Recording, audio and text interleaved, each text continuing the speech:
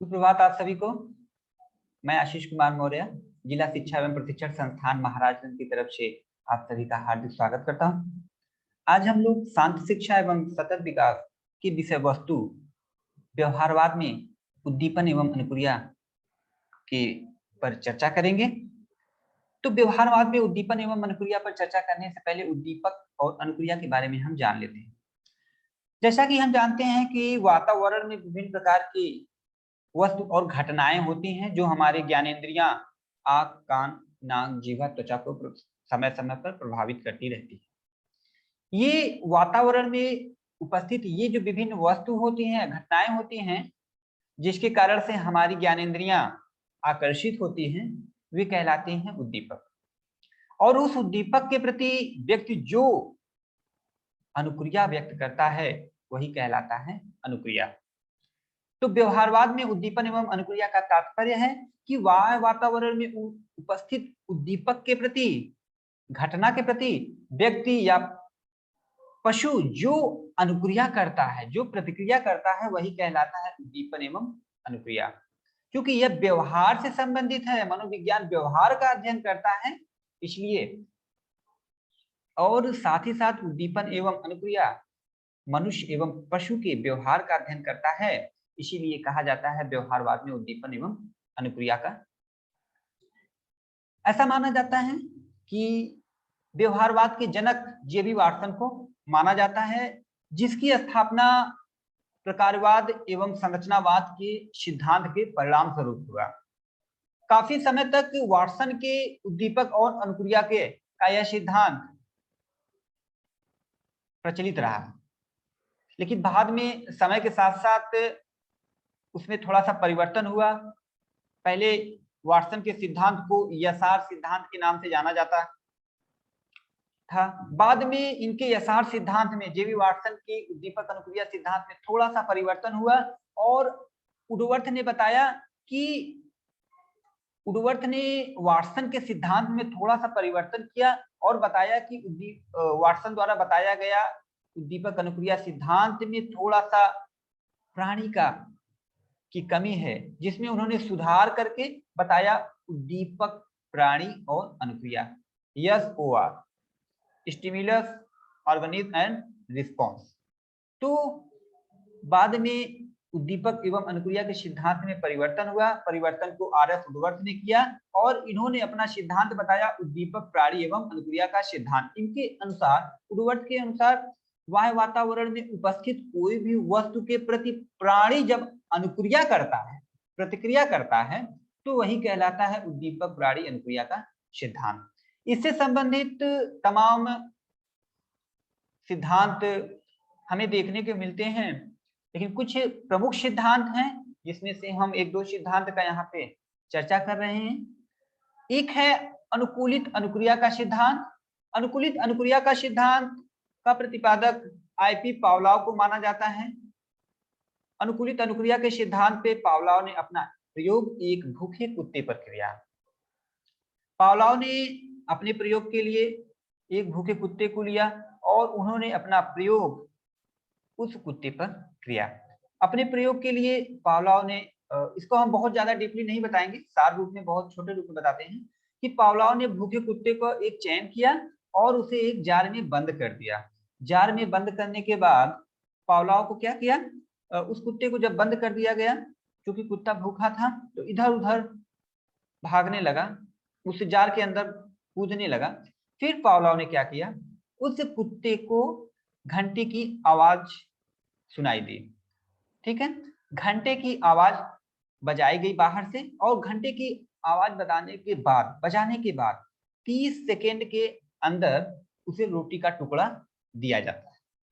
और जैसे ही यह प्रक्रिया बार बार रिपीट कराई गई, पहले घंटी बजाई जाती थी, फिर 30 सेकेंड के अंदर उस कुत्ते को क्या किया जाता था, रोटी का टुकड़ा उपलब्ध करा दिया जाता था। तो यह प्रक्रिया जब बार बार रिपीट कराया गया, तो एक समय में देखा गया कि कुत्ते ने सिर्फ घंटे की आवाज को देख करके लार टपकाना स्टार्ट कर दिया। जैसे ही घंटी को बजाई जाती थी, कुत्ता लार टपकाना स्टार्ट कर देता था। तो उससे क्या हुआ, घंटे की आवाज से कुत्ते के लार का टपकना क्या हो गया, कंडीशनिंग हो गई, अनुकूलित हो गई। और इस प्रकार से पावलोव ने कहा कि घंटे की आवाज से कुत्ते के लार का टपकना का अनुकूलन होना, कंडीशनिंग होना ही अनुकूलित अनुक्रिया का सिद्धांत कहा जाता है। और इन्होंने इसमें तमाम 4 फैक्टर्स बताए, अनकंडीशनिंग स्टिमुलस, कंडीशनिंग स्टिमुलस, अनकंडीशनिंग रिस्पांस और कंडीशनिंग रिस्पांस। इसके बारे में आप लोगों ने डिटेल अध्ययन भी किया होगा, तो इस पे हम बहुत ज्यादा फोकस नहीं करेंगे क्योंकि ये आपके टॉपिक से इतर है। तो इस प्रकार से पावलोव ने अपनी अनुकूलित अनुक्रिया के सिद्धांत में बताया कि घंटे की आवाज से कुत्ते का लार का स्राव होना, ये एक दूसरे से क्या हो गया, कंडीशनिंग हो गई, अनुकूलित हो गई। तो इसलिए पावलोव के इस सिद्धांत को क्या कहा जाता है, अनुकूलित अनुक्रिया का सिद्धांत के नाम से जाना जाता है। इसी प्रकार से जो अगला सिद्धांत है वह है उद्दीपन अनुक्रिया सिद्धांत। उद्दीपन अनुक्रिया सिद्धांत के प्रतिपादक थॉर्नडाइक को माना जाता है। थॉर्नडाइक ने अपना प्रयोग एक भूखी बिल्ली पर किया। इनके सिद्धांत को, थॉर्नडाइक के सिद्धांत को उद्दीपन अनुक्रिया सिद्धांत, संबंधवाद का सिद्धांत, संबंधन सिद्धांत या प्रयत्न एवं त्रुटि के सिद्धांत के नाम से जाना जाता है। इनके सिद्धांत के बारे में अगर थोड़ा सा हम गौर करें तो थॉर्नडाइक ने अपने प्रयोग के लिए एक भूखी बिल्ली को एक जार में बंद कर दिया और उसमें एक सिटकनी भी लगी थी जिसको दबाने से जार का दरवाजा खुल जाता है। तो जैसे ही बिल्ली को उस जार में बंद किया गया, बिल्ली इधर उधर उछलने कूदने लगी और इसी उछल कूद में उस जार का दरवाजा उस सिटकनी पे दरवाजे की सिटकनी पर पड़ता है बिल्ली के पांव से, जिससे पंजे से, जिससे वह जार खुल जाता है और बिल्ली बाहर निकल के भोजन कर लेती है। यह प्रक्रिया बार बार फिर से बिल्ली को उस जार में बंद किया जाता है, बिल्ली वही प्रक्रिया फिर रिपीट करती रहती है और एक स्थिति ऐसी आती है जब बिल्ली क्या करती है कि उसी सिटकनी के इर्द गिर्द उछल कूद करना प्रारंभ करती है। फिर जैसे जैसे समय को बढ़ाया गया, समय को देखा गया, तो एक समय ऐसा आया कि जैसे ही बिल्ली को उस जार में बंद किया जाता है, बिल्ली तुरंत ही जार की सिटकनी को दबाकर बाहर निकल करके क्या कर लेती है, भोजन को प्राप्त कर लेती है। इस प्रकार से बिल्ली सिटकनी को खोल करके भोजन प्राप्त करना सीख लेती है। और कहने का तात्पर्य, जैसे ही उस बिल्ली को उस बॉक्स में बंद किया जाता है, बिल्ली अपनी सिटकनी को खोल करके भोजन को प्राप्त कर लेता है। मतलब उस उद्दीपक के प्रति उसने अनुक्रिया करना सीख लिया। जैसे ही उसे उस जार में बंद किया जाता है, बिल्ली तुरंत उछल कूद के या अपने पंजे के माध्यम से सिटकनी को खोल करके बाहर निकल जाती है। बिल्ली ने सीख लिया कि सिटकनी को किस प्रकार से खोलना है। इस प्रकार से बिल्ली के द्वारा उस सिटकनी को खोल करके भोजन को प्राप्त करना, मतलब उस उद्दीपक के प्रति बिल्ली के अनुक्रिया, सिटकनी को खोलने की जो घटना है, एक दूसरे से संबंधित हो गई। तो इस प्रकार से थॉर्नडाइक के सिद्धांत ने जो अपने सिद्धांत दिया, उन्होंने अपना प्रयोग बिल्ली पर किया था और इस प्रयोग के बाद थॉर्नडाइक ने अपने उद्दीपन अनुक्रिया सिद्धांत में बताया, करने के बाद इन्होंने अपने उद्दीपन अनुक्रिया सिद्धांत के कुछ नियम बताए। उसमें कुछ मुख्य नियम थे और कुछ गौड़ नियम थे जो उनके सिद्धांत से संबंधित थे। मुख्य नियम में इन्होंने सीखने के मुख्य 3 नियम बताए जो बिल्ली से संबंधित थे। तत्परता का नियम, अभ्यास का नियम और प्रभाव का नियम।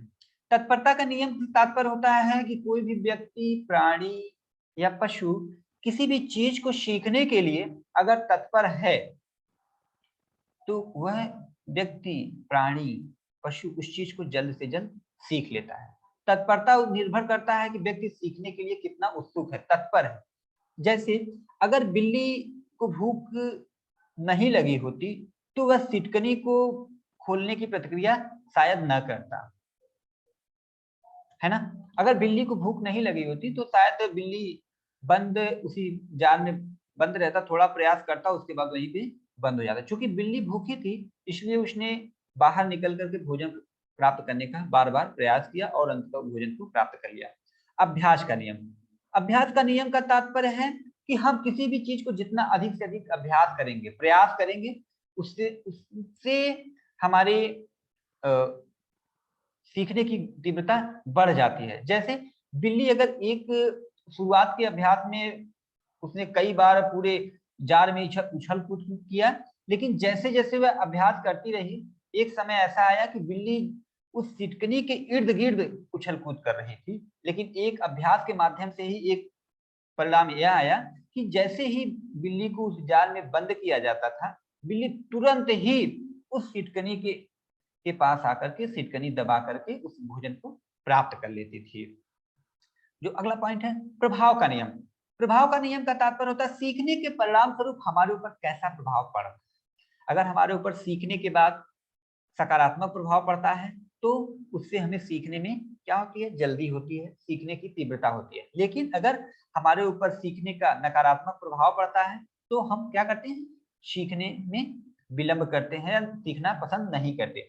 जैसे अगर सिटकनी खोलने के बाद बिल्ली को भोजन का टुकड़ा न मिलता, बिल्ली को भोजन न दिया जाता, तो शायद बिल्ली सिटकनी को खोलना न सीखती, क्योंकि बिल्ली को सिटकनी खोल करके बाहर भोजन का टुकड़ा प्राप्त हो रहा था, इसलिए उसने उस टुकड़े को सकारात्मक बिल्ली पर प्रभाव पड़ रहा था, भोजन को प्राप्त कर रही थी। इसी कारण से बिल्ली उस जार को खोल करके बाहर भोजन प्राप्त करना सीख लिया। आगे अगर हम बात करें सीखने के गौड़ नियम की, तो थॉर्नडाइक ने सीखने के जो 5 गौड़ नियम बताए हैं वह हैं बहु अनुक्रिया का नियम, तत्परता एवं अभिवृत्ति का नियम, तत्व प्रबलता का नियम, सादृश्य अनुक्रिया का नियम और साहचर्य स्थानांतरण का नियम। ये नियम, इन नियमों को गौड़ नियम या सेकेंडरी नियम के नाम से जानते हैं। मुख्य नियम हमारे अभ्यास का नियम, प्रभाव का नियम और तत्परता के नियम ही माने जाते हैं। आगे अगर हम देखें तो शांति के लिए निर्माणकारी व्यवहार को प्रोत्साहन देने हेतु कौन कौन सी ऐसी रणनीतियां हैं। तो रणनीतियों की अगर हम बात करें तो कुछ परिवार संबंधित रणनीतियां हैं शांति के निर्माण के लिए, समाज में शांति निर्माण के लिए व्यवहार को प्रोत्साहन देने हेतु कौन कौन सी रणनीतियां हैं। तो रणनीतियां मुख्य रूप से 2 प्रकार की हैं, एक परिवार संबंधी रणनीति और दूसरा विद्यालय या स्कूल संबंधी रणनीति। परिवार संबंधी अगर रणनीति की बात हम करें तो परिवार का शांतिपूर्ण वातावरण, प्रेम एवं सहयोग। जैसा कि तात्पर्य है कि शांति के लिए व्यवहार को प्रोत्साहन देने की रणनीतियां, परिवार संबंधी रणनीतियां, परिवार का शांतिपूर्ण वातावरण। जब हमारे परिवार का वातावरण शांतिपूर्ण रहेगा, हमारे परिवार के सदस्यों में आपसी भाईचारा, प्रेम एवं सहयोग की भावना रहेगी, तभी बच्चा उसको देख करके अनुकरण करता है। सीखने सिखाने की प्रक्रिया बच्चे को परिवार से ही प्रारंभ हो जाता है। जब हमारे परिवार में के सदस्यों में आपसी प्रेम, सहयोग की भावना रहेगा तो बच्चा उसका अनुकरण करेगा और अनुकरण के माध्यम से बच्चे के व्यवहार में वैसा ही सीखेगा और समाज में वैसा ही व्यवहार करेगा, जिससे बच्चा शांतिपूर्ण ढंग से व्यवहार करेगा। परिवार में शिक्षा का महत्व। परिवार में शिक्षा के महत्व से भी बालक को बताया जाए कि उसके शिक्षा का क्या महत्व है। शिक्षा के द्वारा बालक के व्यवहार में समय परिवर्तन लाया जाता है। शिक्षा ही एक ऐसा मूलभूत तत्व है जो हमें समाज के लोगों से एक अपनी पहचान दिलाता है। शिक्षा के द्वारा ही समाज में शांति व्यवस्था को कायम कराया जा सकता है और शिक्षा के महत्व को बालक को समय समय पर बताया जाता है। बालकों की कार्यों में सहभागिता, उचित सम्मान। जैसा कि हम जानते हैं कि बालक का कोई भी घर पे कार्य हो तो उसमें बालकों का सहभागिता भी सुनिश्चित की जानी चाहिए, जिससे बालक को अपने इम्पोर्टेंस के बारे में जानकारी हो सके कि नहीं, परिवार में मेरा भी महत्व है, मेरा भी परिवार के कार्यों में सहयोग लिया जा रहा है। साथ ही साथ उचित सम्मान, बालकों को उचित सम्मान दिया जाना चाहिए।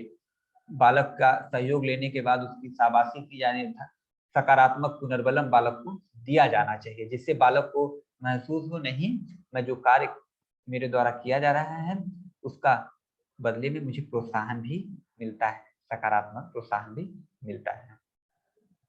बालकों के कार्यों की प्रशंसा। बालक जो भी कार्य करें, परिवार से संबंधित, समाज से संबंधित अच्छे जो भी कार्य करें, समय समय पर उनकी प्रशंसा, सराहना भी की जानी चाहिए, जिससे बालक ऐसे व्यवहार को पुनः समाज में करें, परिवार में करें लोगों के साथ करें। सकारात्मक व्यवहार करने पे बालकों की समय समय पर प्रशंसा या सकारात्मक पुनर्बलन दिया जाना चाहिए परिवार के द्वारा। मानसिक व्यापकता का विकास, बालक के मानसिक स्तर के विकास के लिए उसका मानसिक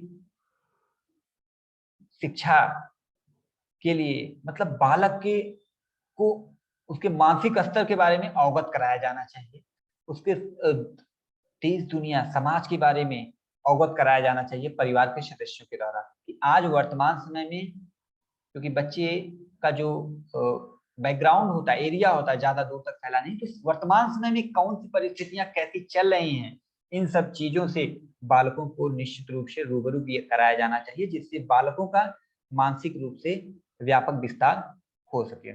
अब अगर हम देखें विद्यालय संबंधी कौन सी रणनीतियां हैं, तो विद्यालय संबंधी रणनीतियों की अगर हम बात करें, सृजनात्मक वातावरण का निर्माण, तो बालक को विद्यालय परिवेश में सृजनात्मक वातावरण का निर्माण कराया जाना चाहिए। सृजनात्मक वातावरण से तात्पर्य नए नए परिस्थिति, नए कार्य करने के लिए बालकों को प्रोत्साहित किया जाना चाहिए, जिससे बालक नए कार्य को करे और कुछ नया सोचे, अपनी तार्किक सोच की क्षमता में अपनी तार्किक चिंतन का विकास कर सके, सृजनात्मक कार्य बालक कर सके, जिससे उस समाज का विकास भी कराया जा सके। पाठ्यक्रम में शांति शिक्षा की व्यवस्था, विद्यालयी पाठ्यक्रम में शांति शिक्षा के पाठ्यक्रम को भी रखा जाना चाहिए। शांति शिक्षा से संबंधित पाठ्यक्रम बालकों को समय समय पर पढ़ाया जाना चाहिए। नैतिक शिक्षा की व्यवस्था, विद्यालयी पाठ्यक्रम के साथ ही साथ बालक को व्यवहारिक ज्ञान, व्यवहारिक नैतिकता, नैतिक शिक्षा के बारे में भी बालक को अवगत कराया जाना चाहिए। प्रजातांत्रिक मूल्यों की शिक्षा, बालक को में प्रजातांत्रिक मूल्यों के बारे में अवगत कराया जाना चाहिए। कौन कौन से प्रजातांत्रिक मूल्य हैं, इसके बारे में भी बालकों को शिक्षा के द्वारा, शिक्षक के द्वारा, विद्यालय परिवेश के द्वारा अवगत कराया जाना चाहिए कि सभी, भारत एक लोकतांत्रिक देश है, इसमें सभी का महत्व है, सभी लोग अपने विचार को रख सकते हैं, सभी का सम्मान किया जाना चाहिए। समाज उपयोगी कार्यों की शिक्षा, बालकों को समाज उपयोगी कार्यों की शिक्षा पर बल दिया जाना चाहिए कि आप जो भी कार्य करें जिससे समाज का भला हो सके, समाज के लिए वह कार्य उपयोगी हो, ऐसी शिक्षा की बात की जानी चाहिए। अवांछनीय व्यवहार को सकारात्मक तरीके से हतोत्साहित करने की रणनीतियां।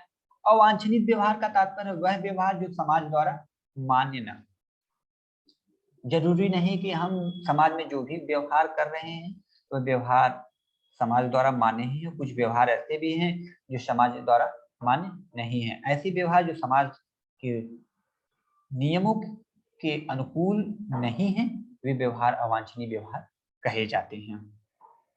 अब अगर हम इन व्यवहार को हतोत्साहित करने के, सकारात्मक तरीके से हतोत्साहित करने की बात करें, तो कुछ ऐसी रणनीतियां हैं, कुछ ऐसे तकनीक हैं। उन तकनीकियों के बारे में अगर हम देखें तो विचार गोष्ठी का आयोजन, समाज में समय समय पर विद्यालय परिवेश में समाज में विचार गोष्ठियों का आयोजन कराया जाना चाहिए और कुछ विचार गोष्ठियों में तर्क वितर्क कराया जाना चाहिए कि किस प्रकार के व्यवहार अवांछनीय व्यवहार हैं, जिससे सभी लोगों को सकारात्मक व्यवहार के बारे में जानकारी प्राप्त हो सके, सभी लोग सकारात्मक व्यवहार करने के लिए प्रोत्साहित हों और साथ ही साथ जो व्यक्ति सकारात्मक व्यवहार कर रहा है, हमेशा कर रहे हैं, उन्हें विचार गोष्ठियों में सम्मानित भी कराया जाना चाहिए।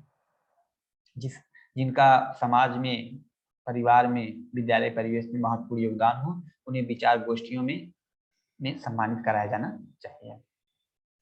समायोजन क्षमता का विकास, व्यक्ति अवांछनीय व्यवहार उस परिस्थिति में करता है जब वह समायोजन में कठिनाई महसूस करता है, तो बालक को इस प्रकार की दीक्षा दी जानी चाहिए, उसकी इस प्रकार से उसका परिवेश को विकसित किया जाना चाहिए जिससे बालक सामाजिक परिवेश में आसानी से अपने को एडजस्ट कर सके, समायोजन कर सके। योग्यता के अनुसार शिक्षा व्यवस्था, जैसा कि हम सभी जानते हैं हमारे समाज में विभिन्न वैयक्तिक विभिन्नताएं पाई जाती हैं और हर व्यक्ति का आईक्यू लेवल भी अलग अलग होता है, तो बालक को उसकी मानसिक स्तर के अनुसार शिक्षा देने की व्यवस्था की जानी चाहिए, जिसके कारण से बच्चा अवांछनीय व्यवहार न कर सके और समाज में शांति को स्थापित करने के लिए सकारात्मक तरीके से व्यवहार करे।